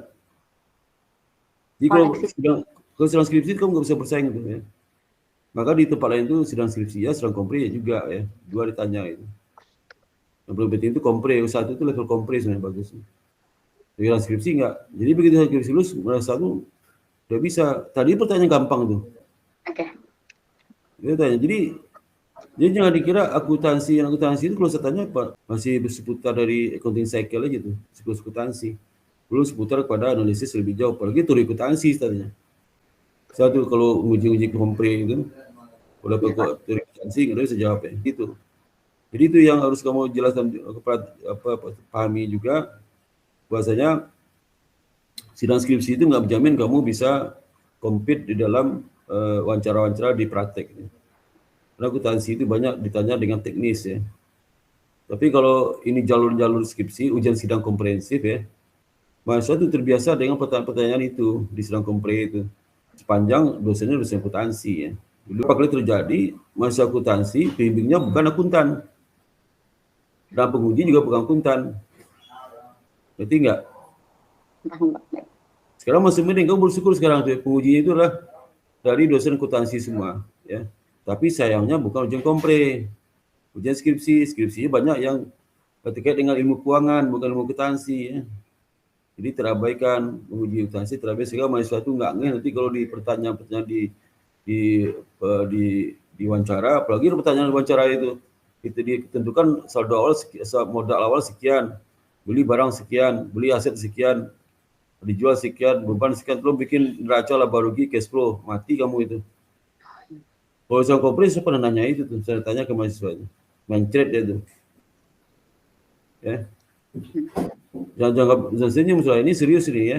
Serius ini. Jadi saya udah amati ujian yang selama ini, itu risiko kalau nggak ada ujian kompre ya. Kelemahan itu. Padahal di sidang wawancara banyak sekali pertanyaan itu. Membaca laporan keuangan, saya yakin mahasiswa pada nggak bisa itu. Baca laporan keuangan, saya kasih laporan keuangan, coba ini laporan keuangan baru gini, lalu aja aku bakal simpulkan apa ada situ. Pasti mentok itu. Ya. Itu di wawancara sering seperti itu. Jadi itu sering seperti itu. Kalau ujian kompre, itu ada dosen tanya seperti itu. Kadang saya suka gitu, saya sebutkan nih, laporan keuangan, coba kamu itu deh, apa kamu bisa sampaikan saya? Ya. Nah, karena kalau mahasiswa itu sudah ujian kompre itu kan biasa mahasiswa pintar, kadang mahasiswa tuh hima akan mengumpulkan pertanyaan-pertanyaan di kompre. Nah, sehingga dia terbiasa di pertanyaan itu. Di praktik pun akan banyak ditemukan pertanyaan itu. Ya. Di sidang skripsi nggak ada sama sekali. Ya. Maka jangan seperti itulah. Gimana nggak bisa? Ujiannya saya kan mempertahankan ngajar akuntansi sekolah menengah itu, saya pertahankan itu jantungnya akuntansi. Di sekolah menengah intermediate itu jantungnya akuntansi. Itu kamu. Kalau di jantung itu masih lemah, habis semua itu. Tidak bisa itu. Sistemnya lemah, auditnya lemah, biayanya juga lemah sawat semua itu ya. Itu persoalannya. Hal terkait dengan skripsi kamu sekarang ya. Ini kemarin berubah judul tadi itu ya, opini utama. Kamu pasti kamu ini penting kamu tukang audit kan, iya kan? Benar Pak. Nah, berarti opini lah ya, bukan kinerja dulu. Kinerja itu bukan audit. Itu sudah bisa jawab itu. Opini dulu, jadi baru ke variabel itu udah biasa mempengaruhi harga saham bilang aja sebagai variabel kontrol aja, bukan variabel utama. Ya. Jadi kinerja keuangan sebagai variabel kontrol ya Pak? Iya, tadi kan kita sebutkan ulang lagi, mungkin iya kan seperti itu kan. Yang ulang lagi ya, variabel kontrol. Jadi itu kamu rubah, yang lain nggak ada masalah. Dan juga ini apa dalam analisis itu ya, analisis misalnya opini ya, opini audit ini harga saham sih positif ya, apa tidak pengaruh ya opini? Iya Pak, tidak berpengaruh. Apa artinya itu berpengaruh? Berpengaruh itu apakah ada dampak dari opini audit ini terhadap harga saham gitu, ataukah mungkin jawaban kamu tuh 0 nilai buat saya itu. Pertanyaan saya, bagaimana apa pendapat kamu opini audit itu nggak pengaruh terhadap harga saham? Nah, itu. Oke. Jawaban tadi itu bagi saya ada nilainya tuh, ya. Iya Pak. Apa artinya itu? Oke, artinya itu adalah investor tidak melihat informasi yang informasi non keuangan seperti opini audit dalam membeli perusahaan tersebut, sehingga tidak menjadi faktor utama dalam penelitian ini, sehingga opini audit tidak berpengaruh terhadap harga saham Pak. Jadi investor itu, menurut saya investor tidak melihat apakah opini audit dalam perusahaan ini itu wajar pengecualian atau dia mendapatkan WTP itu Pak. Karena informasi dalam laporan audit itu merupakan informasi non keuangan. Opini audit merupakan informasi non keuangan. Kalau kita bicara opini tidak pengaruh terhadap audit ya, terhadap kinerja, terhadap saham, pastilah opini itu nggak diperhatikan. Itu bukan jawaban, pasti nggak diperhatikan. Tapi pertanyaan saya kenapa itu? Kenapa? Jawaban kami tadi itulah jawaban yang normatif ya, pastilah misalnya si X itu nggak perlu terhadap Y. Jawabannya Pak, Y itu dalam orang tidak melihat apakah X itu pengaruh tidak melihat pengaruh terhadap Y, tidak pengaruh terhadap saham, sehingga nggak dilihat X itu. Ya pastilah opini itu tidak diperhatikan oleh investor karena nggak pengaruh harga saham. Tapi pertanyaan kenapa itu? Kenapa opini itu yang tidak diperhatikan oleh investor itu tidak pengaruh ke harga saham? Kenapa? Itu. Baik Pak, karena informasi yang terkandung dalam opini audit itu tidak menjawab semua tahapan dalam keputusan untuk berinvestasi. Contohnya, perusahaan yang mendapatkan opini wajar tanpa pengecualian juga bisa mendapatkan profitabilitas rendah. Begitupun dengan perusahaan yang mendapatkan WTP, tapi juga dia mendapatkan profitabilitas yang tinggi. Jadi tidak, karena opini audit ini hanya menjelaskan keseluruhan dari rangkaian proses laporan keuangan, memeriksa, pengumpulan bukti, seperti itu, Pak. Jadi kalau menjawab yang benar itu Mas gini ya Mbak, opini audit itu kan pernyataan akuntan terhadap laporan keuangan, bahwa laporan keuangan itu adalah sesuai dengan strat akuntansi keuangan berlaku. Itu dengar dulu, jangan nyolot dulu ya, jangan dulu ya. Jadi dengan kondisi seperti itu nggak ada kaitan dengan kinerja. Jadi dasar dari situ. Jadi aku tanpa itu tidak bertanggung jawab dengan kinerja perusahaan. Dia kan sepanjang sudah sesuai akuntansi, ya, sesuai akuntansi kan bisa WTP, ya. Makanya investor yang sophisticated, yang canggih, dia nggak perhatikan opini itu, ya, opini itu. Karena nggak ada hubungan dengan kerja, sedangkan si investor itu penting dengan kinerja. Cuman opini audit itu untuk meyakinkan kalau kerja laba, wah ini yakin laba ada, ataupun rugi ini dibekuatkan, rugi itu dihasilkan dari proses pengukuran yang sesuai dengan standar berlaku, kan situ aja, ya. Itu opini, tapi tidak menjamin opini OTP itu kerja bagus kan, seperti kamu jelaskan tadi. Kunci di situ, kunci opini itu adalah hanya memberikan pendapat bahwasanya perusahaan itu menyusun laporan keuangan sesuai standar keuangan berlaku, bukan berdasarkan kinerjanya. Berarti enggak? Paham, Pak. Seperti itu. Nah, terus kamu jawab juga misal kenapa opini bolak-balik, intinya opini tidak diperhatikan karena tidak pengguna gasam. Ya jelas kalau pengguna gasam kan tidak signifikan. Pas itu jawabannya. Tapi di balik itu apa gitu? Itu apa ya? Ya. Jadi itu apa? Misalnya kalau saya seorang dokter ya, kenapa si A itu meninggal? Karena demam, panas. Karena demam panas, dia demam dan meninggal. Ya. Tapi meninggal itu bukan karena demam. Tapi di balik demam itu ada demam itu macam-macam. Ya. Mungkin lingkungannya bagus, ya. Kemudian juga ada virus mematikan, ya. Karena demam itu karena efek aja, dampak aja. Ya. Itu penting ya. Nah, itu kamu jelaskan di situ di pernyataan itu, jelaskan ke arah situ ya. Sama seperti saya tanya ke mahasiswa ya. Bagaimana kamu memahami high earning quality, high earning quality ya, high quality earning ya, high quality earning ya. Apa jawaban kamu? Kalau saya tanya kamu apa? Earning itu high quality, indikatornya apa? Earning itu kualitas tinggi, indikatornya apa? Earning.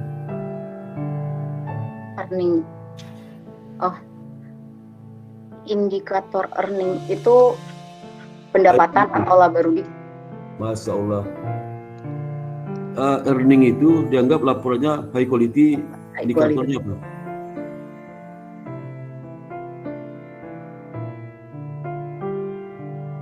Data laba itu dianggap berkualitas tinggi, indikatornya apa?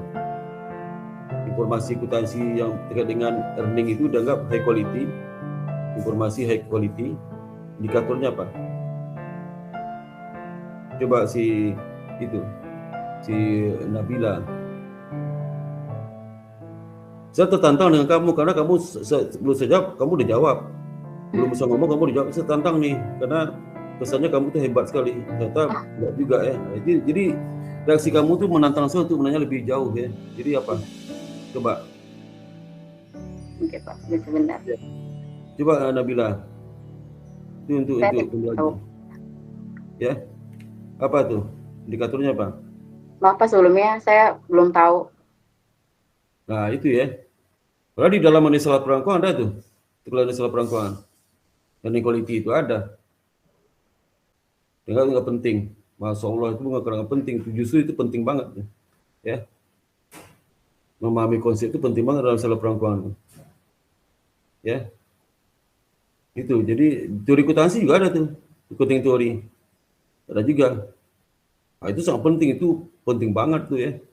Bagaimana kita tahu secara akuntansi lemah, bagaimana kita tahu secara akuntansi harus diperbaiki, bagaimana improvement secara akuntansi kalau high quality earning-nya nggak tahu. Ya. Nah, itu. Jadi quality itu bukan, saya pernah tanya ke mahasiswa, jawabnya apa? Oh makin tinggi labanya Pak. high quality makin bagus. Benar nggak jawabannya? Kalau labanya makin tinggi, perusahaan itu berarti kualitas earningnya makin high quality, benar nggak?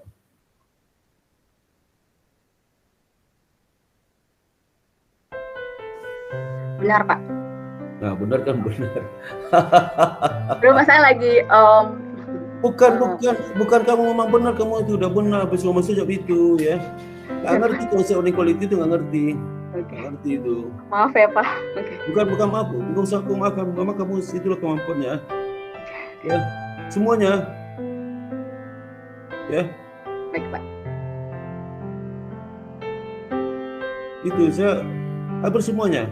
Nggak hanya di sini, tempat lain juga sama. Laba katanya, makin laba makin tinggi. Banyak sekali saya temukan itu. Berarti dia ngerti konsep earning quality rate of earning, ya, itu konsep itu. Saya kasih jatuh jawabannya nih, ya, ngerti nggak? Saya nggak tahu kamu ngerti apa enggak ya, karena ini teori akuntansi nih, ya. Itulah kelemahan dari skripsi itu, kamu nggak ngerti yang gitu. Jadi ya, ini juga lagi bisa ikan earning quality juga lah ini. Analisisnya bisa juga, tapi karena nggak paham ya nggak bisa.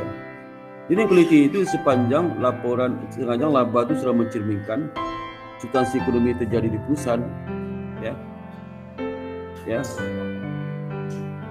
maka high quality data laba itu. Mau laba mau rugi, tapi kalau dia substansi ekonomi dia rugi, dia bikin laba tinggi, itu low quality. Ngerti nggak? Ngangguk kamu tuh sangat tahu apakah kamu ngerti apa enggak ya. Karena kalau uji lagi pemahaman mungkin bisa salah juga ya.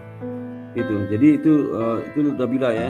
Jadi tolong dong kamu belajar lagi, jangan belajarnya berdasarkan apa yang ditulis ya, dan kritis juga, masih kritis ya. Jangan kerja kalau ada pengajar yang nggak ngasih, tanyalah ke mereka. Suatu kuliah lu banyak dosen saya nangis gara-gara saya itu, karena saya tanya terus. Ya. Karena saya nggak mau nerima bulat-bulat, saya harus baca dulu materi sebelum saya baca dulu, nggak mau saya ribori sama dosen. Saya baca dulu. Kalau nggak saya baca, saya nggak tahu dosen itu jelasin benar apa enggak. Nah, saya nggak bisa diskusi, ya itu. Tapi sekarang nggak satu pun mahasiswa yang baca buku sebelum mengajar, terus ngajar. Saya dulu ada punya keinginan ya. Saya curiga nih, misalnya saya si mahasiswa, curiga dosen ini pasti nggak benar nih. Ngaco logikanya nih. Saya baca buku benar, besok saya tanya ke dia, nangis itu, ya, itu nggak harusnya mahasiswa IBS punya unsur itu sehingga memacu dosen untuk meningkatkan kualitasnya, ya. Nggak tahu takut sama dosen. Ya. Saya S1, S2, S3 gitu, S3 pun ya sama sih. Saya kalau saya ngajar saya silakan dosen. Saya kalau masa mau debat senang banget situ, ya. Saya suka debat itu, senang banget saya. Bisa nggak temukan. Saya ngajar UI pun nggak ada. Saya ngajar UI 8 tahun. Saya temukan juga mahasiswa seperti itu. Ada sih mahasiswa seperti itu. 1, 2, 3, 5 orang di kelas ada. Ya, saya senang banget tuh. Saya kejar terus ya. Kejar terus, akhirnya ngalah. Itu. Saya mau berdebat sampai ke ujung dunia mau. Senang banget saya. Soalnya mahasiswa nggak mau debat saya. Saya mau debat saya. Ya. Waktu dosen nggak ada mahasiswanya, saya kejar terus. Ada mahasiswa yang debat tapi logikanya ngaco. Ya, itu ya. Itu tolonglah, kuncinya gampang. Sebelum kuliah itu baca dulu bukunya. Sekarang kamu mau lulus ya, nggak mungkin lah ya. Itu baca dulu buku. Kalau S2 nanti juga gitu. S2 baca dulu bukunya, bukan baca jurnal dulu, baru kuliah dosen. Waktu kamu dibohong aja tuh, ya. Bukan dibohong 100% ya, cuman ya paling tidak ada beberapa, kan dosen itu manusia juga. Di 100% materi, 20% ada di error juga itu. Karena saya pun juga gitu ya. Saya juga orang lupa juga itu. Tapi karena mahasiswa kritis, selamat gitu saya. Jadi keselamatan saya itu mengajar itu karena mahasiswa kritis itu aja. Kalau kritis, tapi salah ini kalau kritis suka banget itu ya. Nah, itu Nabila. Jadi kamu itu bagi saya main-main aja ya. Itu, jadi itu kamu tambahkan nanti ya. Opini itu gimana ya. Harus dalam lah, dan ini kamu kan akuntansi ini ya. Jangan kenapa itu ilmu keuangan kamu sodorkan, aduh. Yang ilmu akuntansi lah ya, seperti opini itu ke standar akuntansi ya, kualitas informasi ya, terus maksud auditor itu memeriksa apa alasan, apa hubungan dengan kinerja apa enggak, itu dipahami itu ya. Apakah auditor tuh kalau WTP ada perusahaan rugi tapi WTP juga nggak apa-apa karena dia punya standar, unsur laporan keuangan standar. Walaupun rugi, walaupun mau bangkrut, perusahaan bangkrut pun juga tapi kena bangkrut ke konser ya, ke konser ya bakal si auditor nggak berani kasih WTP karena ada unsur geng konsernya. Walaupun jadi opini itu harus juga mempengaruhi geng konser perusahaan ya, meskipun dia sudah standar akuntansi, tapi jangan lupa kelangsungan usahanya perlu pertimbang oleh si auditor itu. Kalau perlu jangan kasih pendapat kalau dia nggak yakin kelangsungan usahanya, meskipun dia nyusul laporan keuangan sesuai dengan standar akuntansi berlaku, bisa aja dia beri pendapat, nggak berani saya, usaha bangkrut ya, pasti dia ngasihnya nggak mau WTP itu, ya, nah, itulah sesuatu opini itu kayak gitu ya. Jadi Nabila gitu ya Nabila ya. Jadi saya hanya itu aja sepertikan yang perlu kamu tambahkan aja. Yang kometrik saya nggak usah lah, so, kamu lebih tahu lah. Kamu tahu kredit 100, saya mungkin 300 tahu, jadi nggak usah lah itu lah. Saya anggap udah tahu lah. Kecuali kalau kualitas data kan seperiksa dulu datanya. Tapi nggak ada gunanya juga itu. Ya. Itu penting, ada analisis hasil itu penting ya. Sama implikasinya. Kalau tanya implikasinya apa nih? Implikasinya. Ikhlas Mas ini jangan pakai Mas ini, jangan baca itu. Apa? Jangan baca. Tutup. Apa implikasinya? Jangan. Tutup ya. Tutup. Bukunya tutup ya. Apa? Oke. Tutup ya. Tutup ini. Tutup maksudnya oh ya, maaf. Kamu jangan lihat ini ya. Understand. Oke. Jawab apa? Implikasinya apa langsung? Jangan dibaca. Okay. Kelihatan dari wajahmu kamu baca itu. Enggak, Pak. Implikasi dalam penelitian ini, ya Pak.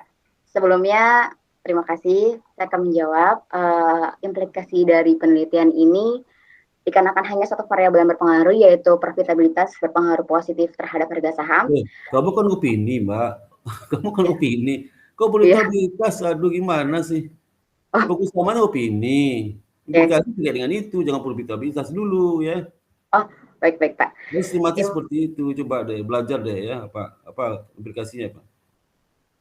Implikasi manajerial opini audit terhadap harga saham, dikarenakan opini audit hanya menggambarkan informasi terkait dengan standar laporan keuangan perusahaan, maka lebih baik para perusahaan atau manajemen agar memperbaiki standar akuntansi dan juga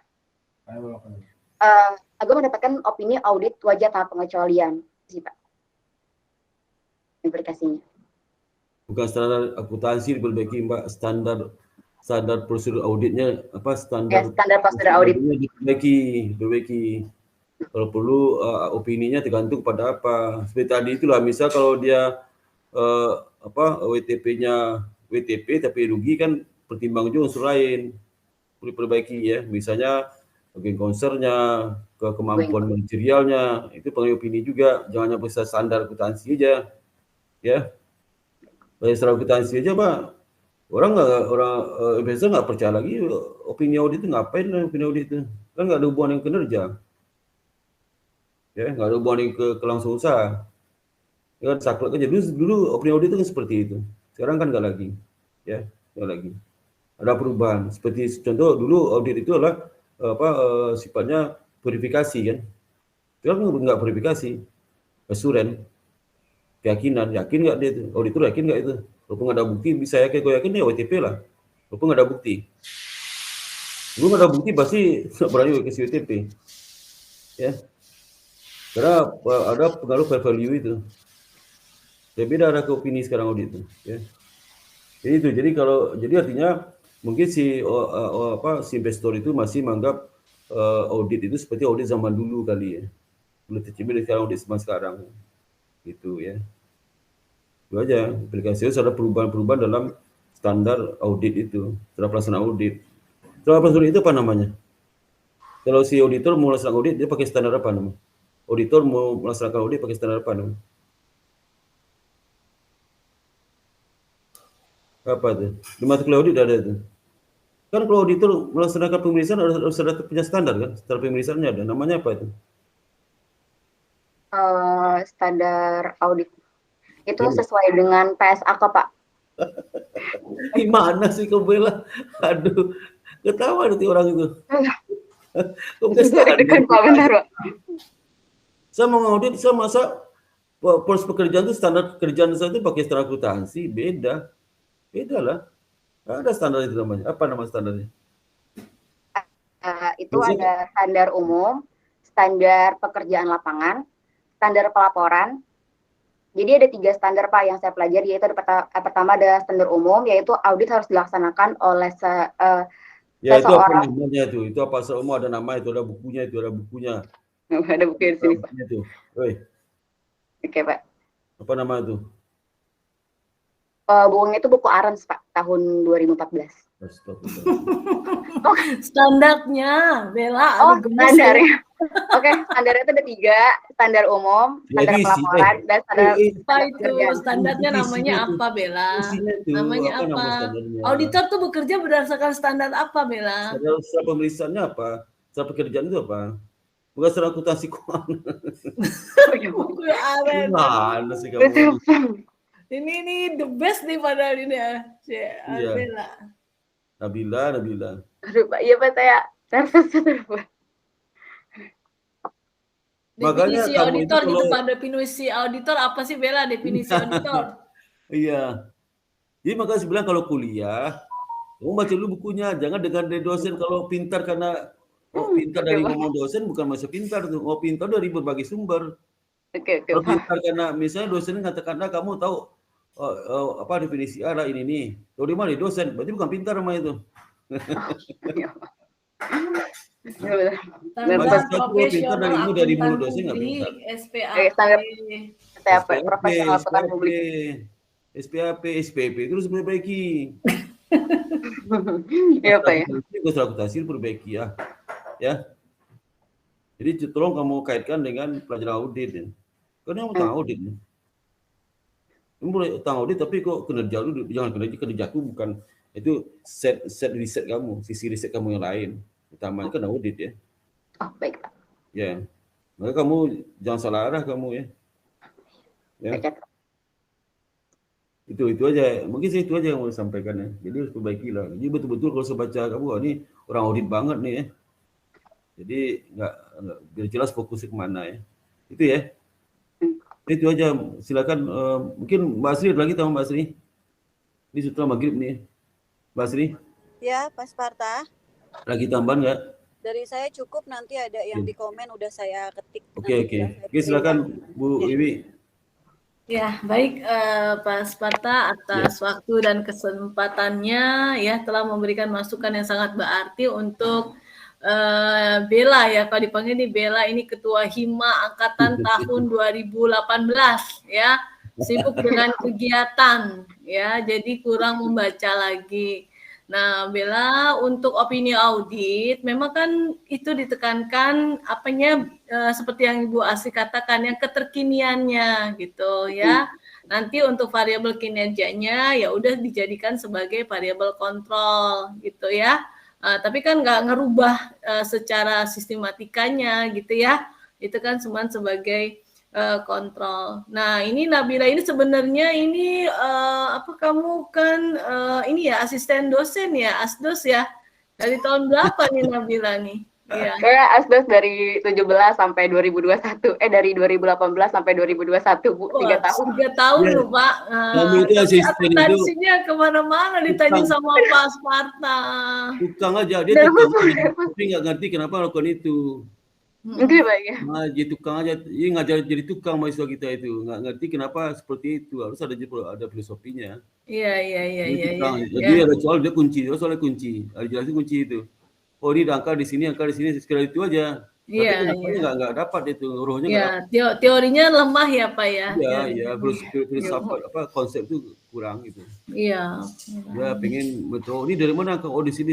Sekedar itu bukan ada. Iya, itu angkanya dari sini. Iya, gitu, ya. sekedar itu sebenarnya.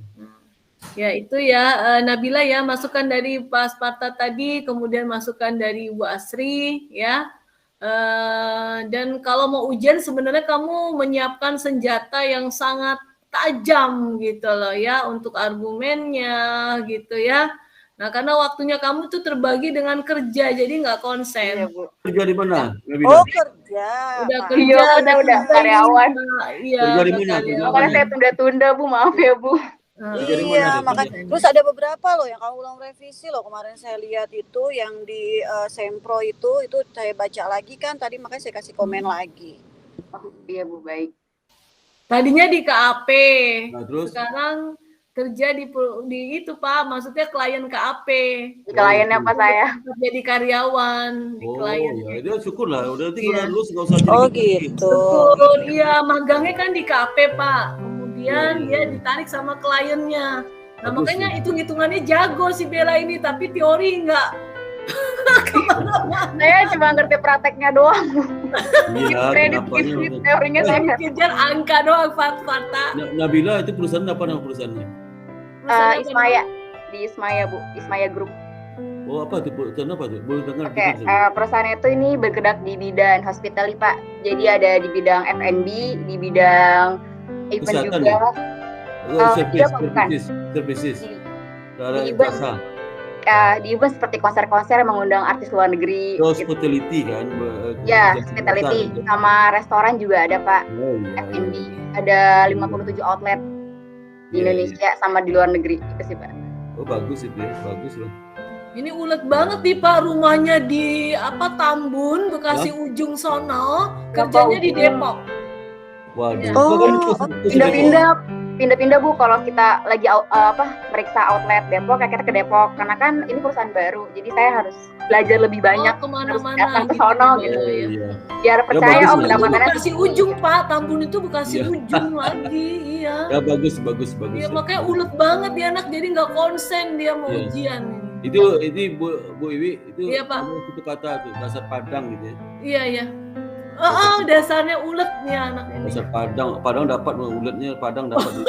Naik kereta kemana-mana Pak, dari Bekasi nyambung ke Tambun. naik kereta sama naik MRT Bu, dulu waktu saya kapan naik kereta MRT busway, aduh udah Iya. biasa Bu. Iya. Ini udah kalau apalagi kalau nggak lagi Bu apa? Iya sudah Pak, cukup ya. Ya, cukup, ya. Nabila di ini dulu Iya. lab dulu ya, Dulu tinggalkan ya. ruangan. Iya, baik Bu. Terima kasih ya atas Iya. saran dan kritiknya Bapak Sparta, Bu Wi dan Pak Iya, Asmi. iya, sip, Terima sip. kasih. Iya. Iya. Iya.